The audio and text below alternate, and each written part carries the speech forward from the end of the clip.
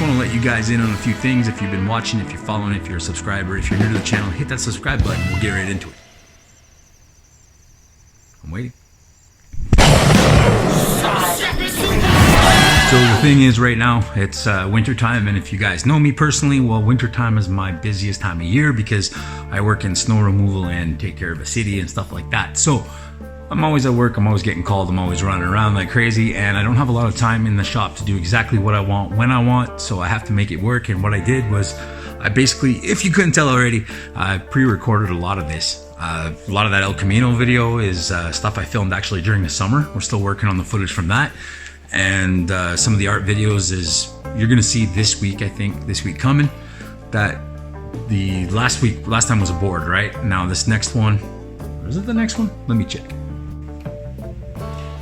Okay, my bad, it's the video that you guys just saw, you know. So the video you just saw was the yin yang thing I painted on the garage, and that was actually done like, I think the beginning of the summer or something. I'd have to go through and look at it, but it was done quite a while ago, and it was on a different channel before. So like I mentioned in previous videos, I threw it onto this channel because I'm trying to build the brand with my art style and stuff that I do, which is Speedemon Design. So the Project253 is the channel name, Speedemon Design is the brand. Do stuff like this. This is a shirt by, check it out, Speedemon Design. That's I designed it, I had it made, and you can buy these. The links are always in the description and sometimes in the videos, most of the time in the videos, if they still do that little box thingy that pops up. For the new subscribers, guys that are just watching now, well, started Project253. The 253 was my brother's number when he was racing bikes, and he passed away in 2017 in a car crash. So this is kind of like, that was the kick in my ass to say, you know what, I should do something, like chase something, chase the dream, do something I enjoy doing, something I love doing. And so I just threw it all into one. We got the cars, the art, and all kinds of stuff that I do, all jammed in this channel, along with the video editing, because that's what I like to do.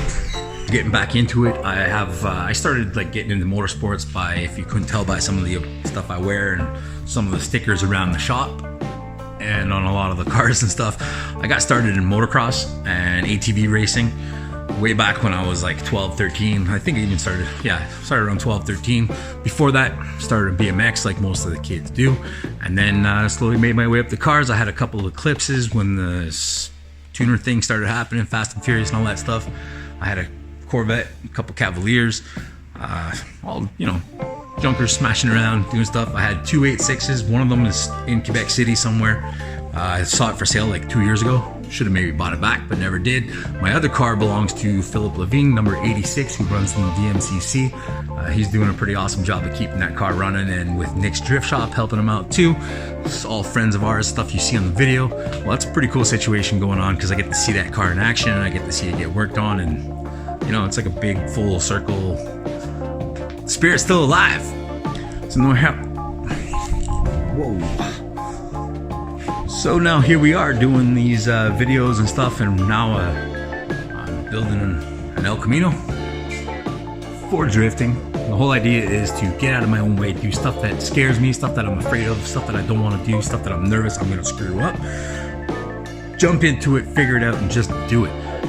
I think that's the biggest secret to success, is every day try to do something more and more. Like take the next step, take a step every day, even if it's a little tiny one. Make sure you do something every day and get into it, and consistency, eventually you'll have something going on. Like actually, if you look at that car right there, I put a lot of work into that, and when I pulled it in, it was completely stock, and now there's not too much stock on there that you see except for the body and the chassis itself. Everything else, the suspension, the motor setup, it's all custom stuff. I got a custom roll cage in there, and if you're watching the El Camino videos on Fridays, you've seen what's going on. The car is obviously a lot further ahead than you guys see it on those video series, but there's a playlist if you want to go see them all on the channel. Check it out. It's kind of getting organized a little bit, but you guys know that I like to take this opportunity to talk to you guys, and if there's any questions, you can throw them down in the comment sections and I can answer them in these videos, because every Monday is like a regular kind of vlog thing, and sometimes pre-recorded because like I said, I work a lot of hours. It's crazy, it's tough, but I got my list right here of all the kind of stuff that keep me on track and keep me in line and keep everything organized, so this way I can tell you a little bit of detail of what happened in the last video, and if there's anything that I really missed, well, like I said, drop comments in the comment section and I'll try to answer everything best that I can. So this is what happened last week, and here's what happens next week. So So on Sunday, I painted that. Well, the video was of me painting that. And I'm glad I showed it to you, and I'm like, you can see it now. Want a better look? So it's a yin yang thingy, opposites, you know, blue, and well, that was kind of, I was shooting for red, but it's more orangey and stuff, so total opposites. And then instead of just a little circle, got a piston up top and a rotor down on the bottom. It kind of looks like a weird spaceship speaker or something. But so like I said, I'm kind of glad that you guys got, whoa, fall on my ass. I'm kind of glad you guys got to see this design that's up here, because to be honest with you, I'm not totally happy with it. I'm not completely fond of it. I'd like to maybe put something up there different. I was thinking of actually throwing up the big Speedemon design logo, you know, like the one that's on the shirt. This one. Now there's stickers and stuff, and there's better designs where it's got a gradient fade and it looks like it's on fire and it looks pretty cool. So maybe I'll put that up there. What do you guys think? That would probably look a lot cooler, right? And I would like actually to paint the wall black and do it on there, but black makes things really dark and it kind of screws up the light for when you're trying to work, and especially when you're trying to film, because cameras usually suck at capturing stuff at night. I got this heated up. I got that black spot up there where I could throw some stuff up, but that's for like my stickers. I might kind of sticker bomb it a little bit more when I get cooler stickers in. But what do you guys think? Should I do that black and then do that thing and then spend some money on some crazy lights, or what? The next art video thing, we're gonna do this one up because it's part of the garage you guys see all the time, so I wanted to get those done in order, sort of thing. I did that all this summer, like I said. I think it was early spring. I took everything out of the shop and I cleaned it up and I painted all the walls gray because they used to be red and black. If you remember that. If not, I'll throw a clip in here.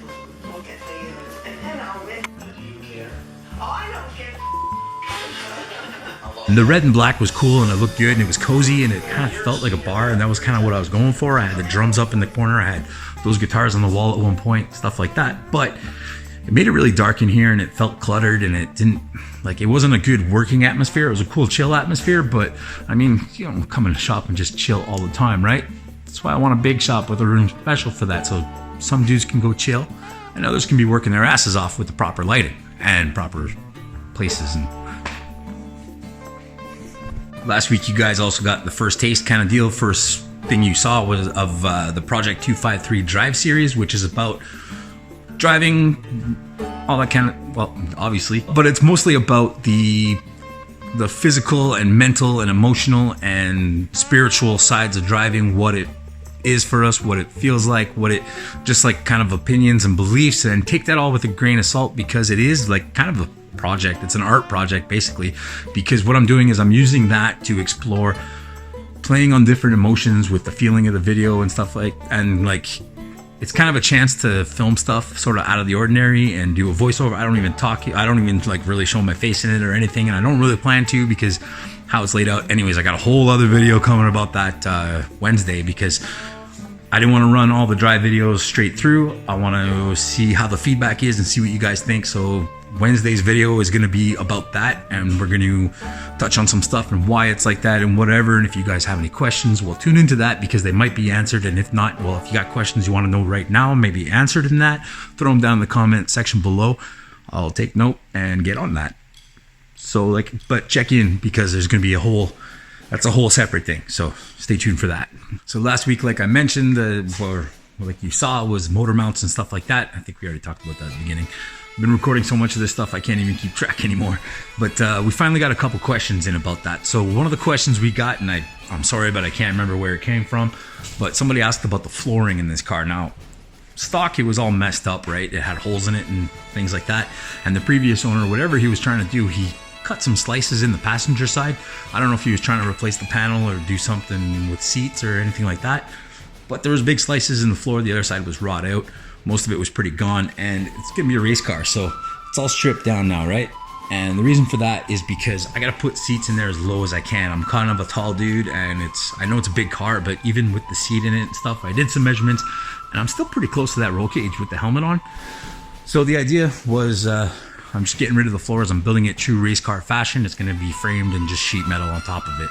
So that's what's going on with the floors. Same thing with the firewall, in case you're wondering. I got to make a frame for the whole thing inside, and then I started framing it up with this stuff, and then we'll see how that goes. I just got a bunch more from Canadian Tire and the previous vlog, and it cost way more than shit. Like this, adds up quick. So that's what's going on for the floor and firewall. Completely custom race car deal, race car kind of setup. Another question I got from a good supporter of ours, and I'm so grateful to have you following this dude and always giving us feedback and stuff, but Jeff, he was asking, where does the name El Camino come from? Now, I don't know.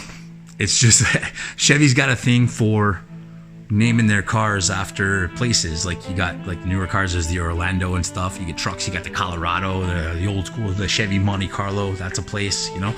So I think it's something to do with that. And why El Camino, which sounds kind of Spanish, obviously is, right? I think it's a place in Mexico or something. But I don't know. And there's always these jokes and this stigma of the El Camino being a drug runner car because they have these little compartments, and apparently they used to hide the drugs in it, and it was kind of part of the bed of the car, but sort of not. Anyway, it's sort of. Let me show you. So there's a panel in the back section of the car here. You can see that where that ledge is all the way around. So inside here was the original body for the car, so it dipped down low because that's where the back seats and the original Chevelle body would have been, because GM uses all the same stuff to make different kind of cars. They had a panel that sat over top of this right here, and that made part of the bed. So I guess what people used to do was lift up that panel, open it up, put a bunch of stuff in there, and use that for smuggling. Why they chose the name El Camino, where it really comes from, I don't know, dude. I'm sorry, I can't really answer that question, but hope I gave you a little bit of insight on the car, the name, where it's from. That, you know. A most excellent question that came from Classic Driver's Garage was considering the oil pan on this thing. Now, it's a pretty serious deal, and I don't really know what to say because it sucks. I got to figure something out for sure, but let me show you guys what they're asking about and what we're talking about. Now, if we take a look underneath the El Camino, go down, the lowest point, the lowest hanging thing right there is my oil pan. So, get a look at the frame, like, okay, line up rails on the other side. You can see how much lower that is. That's sitting way lower than the chassis. So if anything bottoms out, anything hits, it's gonna be that. For a solution, ideally, what I wanna do is put a dry sump system on there, because that'll take a couple inches off the bottom of the pan and make sufficient clearance. But until then, I'm not sure. Maybe I'll find a spot up here somewhere where I can mount some sort of skid plate, and then that might help prevent blowing off the oil pan, busting it all. The skid plate, it's gonna suck on an impact for sure, but if I make it like kind of like Baja style skid plate where it's like a stump jumper, you know, like if it hits something, it should travel up and over it. So I'm thinking maybe tubing, something good and solid, and then I'll put a nice thick piece of metal on top of it. That way, should I hit whatever it may be, somebody loses a tire and I run into it, I'm hoping it'll just pick up the El Camino and kind of skip it over, you know, because once it clears that, it should go over the rest of the stuff. Or if I drop the wheels off of a curb somewhere or hit a sidewalk or a speed bump, anything like that, the idea is that it's not going to stop me dead and send me through the windshield. I want it to try to jump, hop, skip over it, but that's only a solution until I can get the dry sump system, which I have located one at a pretty decent price. But if you guys know about those, they're expensive, and I got a lot of stuff to buy still for this thing, and I got a long way to go. On the Friday, we get back into the El Camino, so guys are gonna see the beginning of doing up the roll cage. Now, I like doing roll cages. It's pretty fun. It's pretty cool. I bought the pipe bender a long time ago because I did one of my old 8.6s back in like 2010, I think it was. I have a video that I made back then too.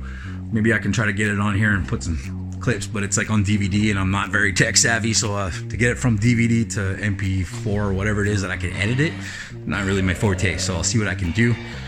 Yeah, but anyways, the video is about doing the roll cage, and basically I kind of get into the basics of it and not really do the whole thing because I was trying to do the main hoop in the back, which is the most important, and I didn't have my measurements 100%. Made a mistake of bending it way too wide so it didn't fit, but you're gonna see what happened and how that happened in the video. And then we'll be in touch again next week to keep you guys updated. So like I said before, you got any questions, throw them in the comments. Like, subscribe, hit that button, hit the bell thing, be notified, and stay up to date with Project 253. Peace out.